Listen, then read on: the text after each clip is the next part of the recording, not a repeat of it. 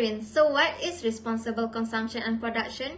Well, it's about doing more with less, where the use of service and products that respond to basic needs and improve the quality of life while minimize the use of natural resources and toxic materials, so it will not reach the needs of future generation.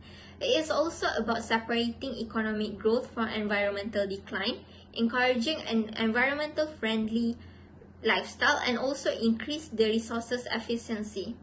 As we know, Earth has many resources to use, however, we didn't utilize them correctly and currently consuming far more than enough that our Earth supply. So it is important that we must learn how to utilize and create more sustainable ways in order to undo the damage we have done to the Earth. There are several targets to create action for responsible consumption and production. However, our main focus today is targeting to achieve the sustainable management and efficient use of natural resources by 2030. Illegal logging can cause reduction of natural resources. Although forests are not openly mentioned in the SDG, by achieving the targets will result in positive contribution towards forest conservation and support forest-dependent livelihood. So my friend Shafiq will talk more about illegal logging.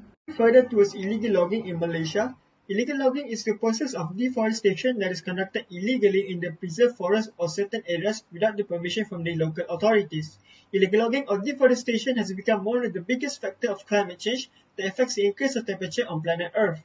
Moving further, Malaysia is considered to be one of the countries that have a vast environment of flora and fauna. Some of the iconic natural environment entities that are well known to exist only in the Southern Asia, such as Malaysia, Indonesia, and also Thailand, is the Rafflesia, which is one of the biggest flowers that exists. In terms of fauna entities, the iconic Malaysian tiger can be discovered in Malaysia, which also become a part of the Polis Diraja Malaysia logo and other government agencies. However, deforestation activities have slowly led to the extinction of Malaysia's exquisite flora and fauna entities. Last year, on December 7, 2020, 16 out of 37 forest reserves that exist in Kelantan were breached by illegal loggers which were discovered by the Forestry Department. These illegal loggers were identified to work in small groups to ensure that their suspicious activity remained undetected. Authorities were able to arrest 10 groups that were contributing towards illegal logging in Kelantan.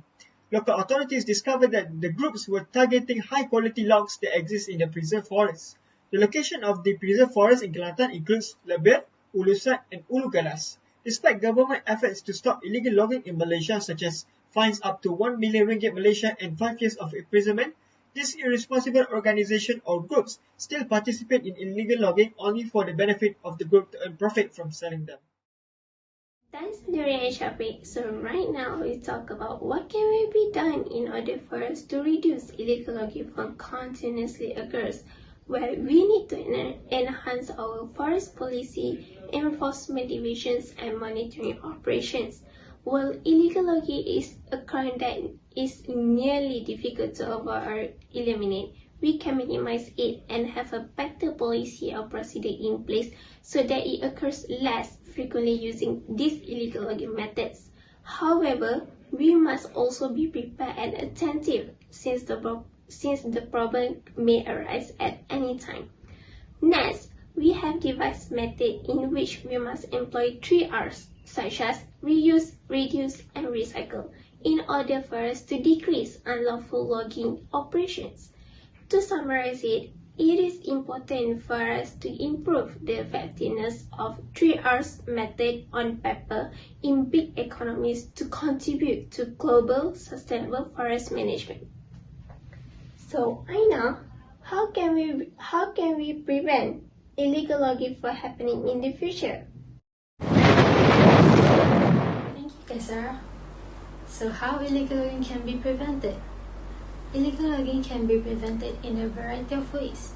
To start off, we can use recycling as a method to prevent it. For example, some businesses are able to recycle old paper and turn it into a new goods. Additionally, to reduce the use of wood as a raw material and preventing waste disposal with old paper, recycling has several environmental benefits. The importance of recycled paper can not only reduce the amount of trees harvested, but also reduce the emissions generated when trees are felled. Next is raising awareness. Raising awareness through social media and websites can be prevented around the world, as it is a good method of conveying basic information about dangers of illegal logging and what actually people can do to help, such as replacing products with a better alternative.